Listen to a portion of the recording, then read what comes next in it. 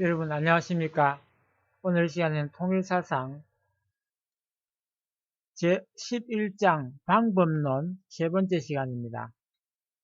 이번 시간에는 통일방법론에서 본 종래의 방법론에 대한 입장을 밝혀보도록 하겠습니다. 즉 이상의 통일론을 가지고 지금까지 한 통일방법론을 가지고 종래의 방법론을 평가해보고자 하는 것입니다. 먼저 헤라클레토스에 대해서 말씀드리겠습니다. 헤라클레토스는 만물은 유전한다 하고 있다고 하였습니다. 그는 피조 세계에 있어서의 발전적인 측면만을 파악함으로써 자기 동일적인 측면을 경시했거나 간과했다고 할 수 있습니다. 또 그는 투쟁은 만물의 아버지라고 함으로써 만물의 발전의 원인을 대립물의 투쟁에서 구하고 있으나 만물은 상대물의 조화적인 수기작용에 의해 발전한다는 것이 통일방법론의 입장입니다. 두 번째, 제노원에 대해서 말씀드리겠습니다. 제노원은 나는 화살의 정지론에 대해서 고찰해 보도록 하겠습니다. 나는 화살이 어느 지점에 정지하고 있다고 할 때 그것은 공간을 갖지 않는 수학적인 점을 의미한다고 밖에 볼 수 없는데 화살의 실제의 운동은 시간, 공간 속에서 행해지고 있습니다. 물체가 운동하는 속도는 공간 중의 거리를 시간으로 나눈 것으로서 V는 ST로 표시됩니다. 그러므로 물체의 운동은 일정한 시간과 일정한 거리를 가지고 생각하지 않으면 안 됩니다. 위치만 있고 공간이 없는 점에 있어서의 수학적인 점이죠.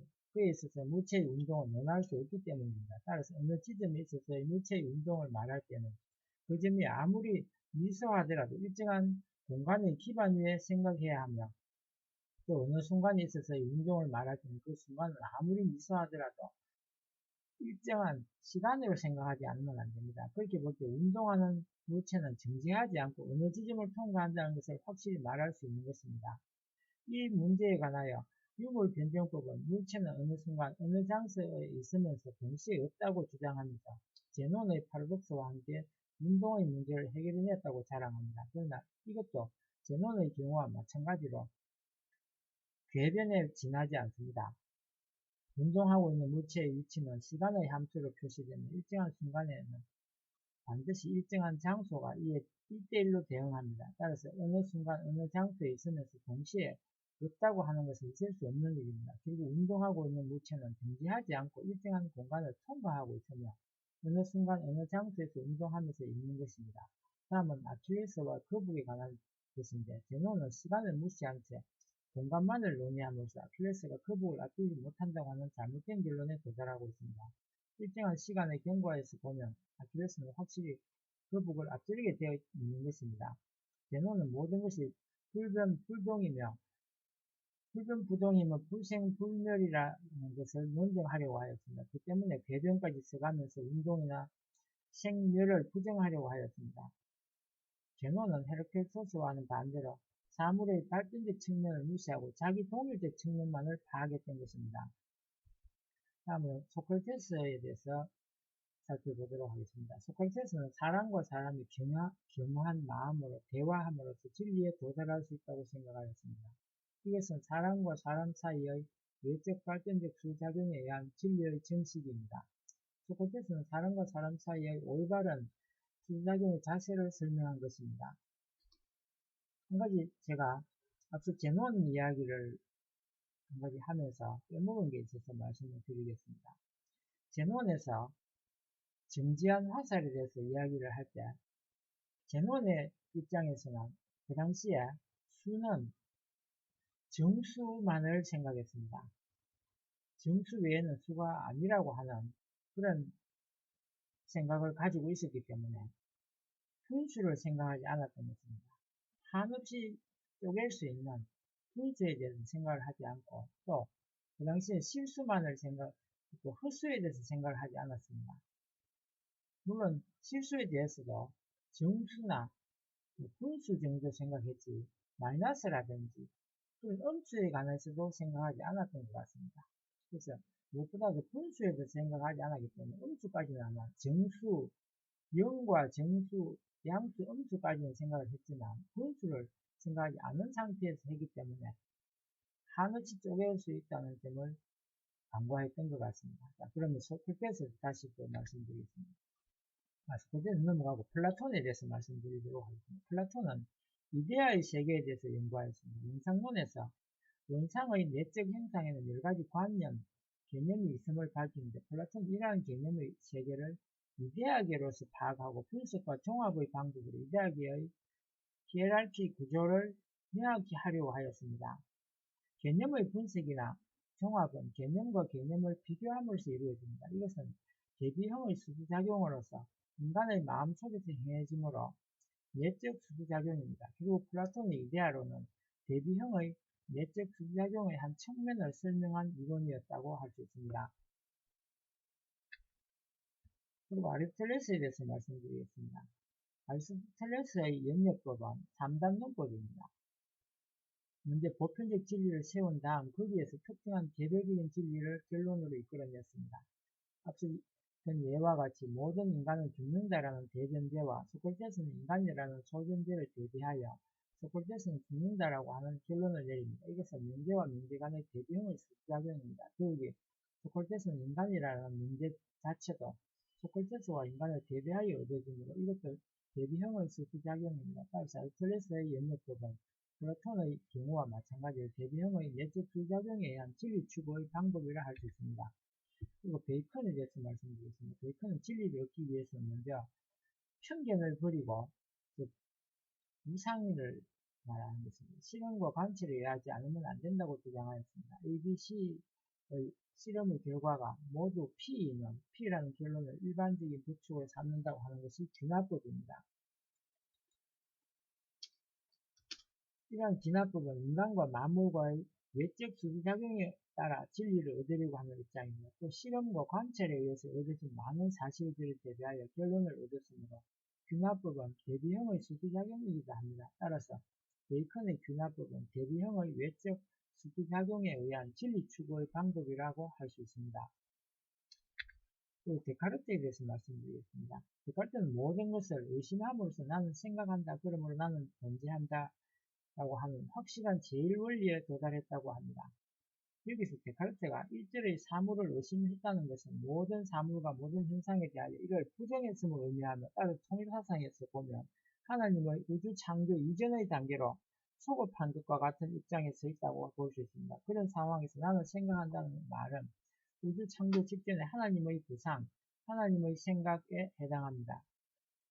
그러니까 로고스의 경지에 오른 것입니다. 여기서 데카르트는 나는 생각한다, 고로 나는 있다라고 생각하기 전에 나는 왜 생각해야 하는가라는 질문을 던졌어야 했습니다. 그랬더라면 그 이상은 나중에 그의 후계자들에 의해서 독단론에 빠지지 않았을 것입니다. 여하간에 이 생각한다, 고로 나는 있다라고 하는 자각을 통일사상 입장에서 보면 인간의 마음속에서 이루어지는 내적 수리작용을 확실히 인정한다는 것을 의미합니다. 또한 데카르트는 위의 제1원리에서 우리들이 명석 판명하게 이해할 수 있는 것은 모두 참이다라는 일반적인 진리의 기준을 도출했는데 이것은 내적 발전적 사회기대의 형성에 의한 진리의 정식을 검증하는 명제인 것입니다. 데이비드 휴메에 대해서 말씀드리겠습니다. 휴메는 인과성을 주관적인 신념에 부과하다고 하였으나 인과성은 휴메이 주장하는 바와 같이 주관적인 것만이 아니며 주관적인 것과 동시에 객관적입니다. 그것에 대해서는 이미 인식론에서 밝힌 그대로입니다. 휴먼은 또 물질적인 실체를 부정했을 뿐만 아니라 정신적인 실체도 부정했으며 존재하는 것은 관념의 묶음일 뿐이라고 하였습니다. 통일사상에서 보면 그는 내적 형상만을 확실한 것으로 보았다고 할 수 있습니다. 즉 관념만을 확실한 것으로 보았다고 할 수 있습니다. 휴먼은 심적 현상을 분석하며 철학의 완전한 체계를 수립하고자 했으나 흩어진 인상이나 관념만으로 그것을 해결하는 데에 문제가 있었습니다.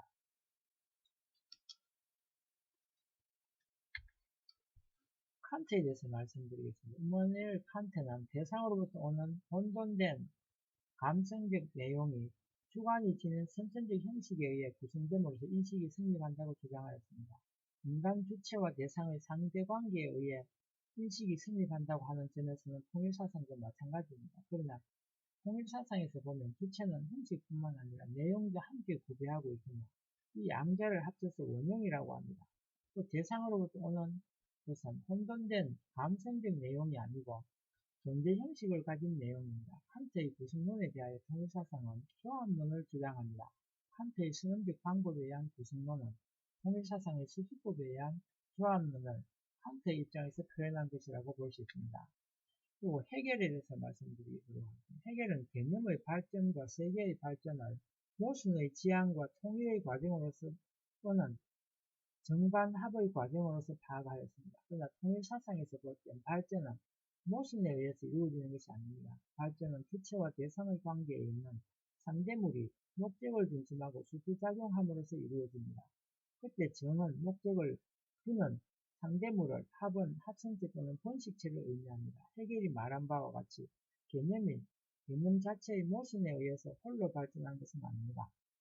내적 성상인 지정의의 기능이 내적 형상, 즉 관념이나 개념 등에 작용하여 새로운 개념을 형성하면서 사고가 이루어지게 되는데, 이것은 이미 논리학에서 설명한 것과 같이 사고의 나선형의 발전에 해당합니다. 통일사상이 주장하는 상대물의 수작용에 의한 발전을 해결은 대립하는 요소의 상호작용이라는 입장에서 잘못 파악했던 것입니다.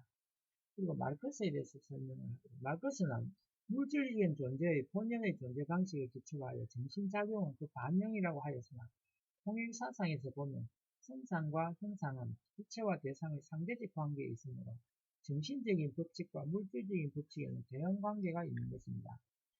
양의 질의 정화의 법칙에 대하여 통일사상은 질과 양의 균형적인 발전의 법칙을 대안으로 제시합니다. 양에서 질로가 아니라는 것입니다. 또 양적 전화가 어느 한 점에서 도달할 때 비약적인 질적 변화가 일어나는 것도 아닌 것입니다. 질과 양의 관계는 성상, 형상의 관계이며 질과 양은 동시에 점진적, 단계적으로 변화하는 것입니다. 대립물의 통일과 수정의 법칙에 대하여 통일사상은 상대물의 수작용의 법칙을 대안으로서 제시합니다. 대립물의 투쟁은 파괴와 파멸을 발생시킬 뿐 결코 발전을 가져오지 못하기 때문입니다. 모든 사물은 공통 목적을 중심으로 한 상대물의 조화로운 수수작용에 의하여 발전하는 것입니다. 부정의 법칙에 대하여 통일사상은 긍정적 발전의 법칙을 대안으로 제시합니다. 자연이나 사회는 그것을 이루고 있는 주체와 대상의 상대적 요소가 원만한 수수작용을 함으로써 긍정적으로 발전하게 됩니다. 그리고 자연계에 있어서 미생물은 공간적 원한 운동을 하며 생물은 시간적 원한 운동을 하고 있는 것입니다. 오늘날까지 방법론 중에서 마르크스의 유물 변증법처럼 커다란 영향을 가진 것은 없었습니다. 마르크스가 제시한 변증법이 자연의 발전에 있어서도 유효하다는 것을 증명하고자 엥겔스는 8년간 자연과학을 연구한 결과 자연은 변증법의 검증이다라고 결론 지었습니다. 그러나 오늘날에 이르러 유물 변증법의 오류는 명백한 것으로 드러났습니다. 그리고 자연 현상의 내용을 잘 검토해보면 변증법의 검증이 아니라 변증법의 부정이며 오히려 수수법의 검증임을 깨닫게 되는 것입니다. 후설에 대해서 말씀드리겠습니다. 현상학의 창시자로서 후설은 먼저 자연계의 사물에서 출발하고 있는데, 사물이란 통일사상에서 보면 성상과 형상의 통일체입니다. 그리고 형상적 환원에 의해 본질 직관을 행한다고 하였는데, 본질은 존재자의 성상에 해당하는 것입니다. 후설은 판단을 중지한 후, 그러니까 에포케라고 하죠. 중지한 후 의식, 즉 순수 의식을 분석해보면 노에시스와 노에마의 구조가 있다고 했는데, 이것을 통일사상에서 보면 성상의 내부 구조인 내적 성상과 내적 형상에 각각 해당합니다. 후설의 현상학적 방법을 통일사상의 관점에서 보면 위의 그림과 같습니다. 후설도 데카르트와 마찬가지로 무의식 중에 통일사상의 내적 사유 기제에 관한 내용을 중요시하고 그 분석에 의한 학문을 통일했다고 말할 수 있습니다. 그리고 마지막으로 분석 철학에 대해서 말씀드리겠습니다. 언어는 내적 발전적 수작용에 의해 형성되는데, 내적 수작용에는 이성을 중심으로 한 지적인 면, 즉 로고스적인 측면과 정감을 중심으로 한 정적인 면, 즉 파토스적 측면이 있습니다. 분석 철학은 그중 로고스적인 측면만을 포착하여 논리성만을 추구한 것입니다. 통일사상에서 볼 때 언어는 본래 사랑을 실현하기 위한 것으로서 언어의 논리 구조는 사랑의 실현을 위해 필요한 하나의 조건에 불과합니다. 그런데 언어의 효용은 사상의 형성에 있습니다. 이것은 일종의 창조활동입니다. 창조활동의 중심이 되고 있는 것은 심정입니다. 따라서 심정을 중심으로 하는 전적인 요소가 사상 형성에 있어서 주체적인 역할을 하고 있는 것입니다. 그런데 분석 철학은 시종일관, 언어의 논리적인 분석에만 치중한 나머지 언어를 통하여 나타나는 사상의 창조적 측면이나 심정적 가치적 측면을 무시한 결과가 되고 말았던 것입니다.